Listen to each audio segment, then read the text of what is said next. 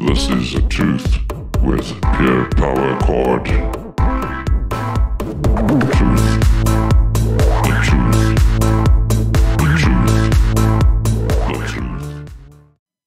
Good morning. This morning we're going to speak about social justice. But does this exist in Scripture? Let's get into it. So, what does the Bible say in regard with this? Well, the Bible connects social justice to God's character, emphasizing a mandate to care for the poor and oppressed and make things right. There is seen in both Old and New Testaments, from the prophetic call for justice to Jesus' teachings on loving one's neighbor. An example of the early church, Christian social justice involves actions like serving the vulnerable, advocating for the marginalized, and ensuring everyone is treated with dignity.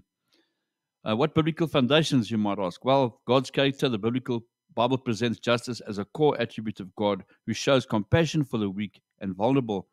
In the Old Testament, prophets frequently condemned the mistreatment of the poor and marginalized, calling Israel to uphold justice and righteousness. We see this in Micah 6, verses 8. In the New Testament, we see Jesus' ministry focused on the poor and oppressed, and he taught that caring for at least of these is a way of caring for him. And we see this in Matthew 25, verses 40. The book of Acts shows the early church sharing resource to ensure no one was in need. So some key principles and examples. Justice as making right. Biblical justice means restoring people into right relationship with God, one another, and creation. Caring for the vulnerable. Scripture includes mandates to care for the poor, immigrants, widows, and orphans. Advocacy in action. The Bible calls to justice requires action such as advocating for equal rights, speaking out against injustice, and engaging in services like feeding the hungry or visiting the sick.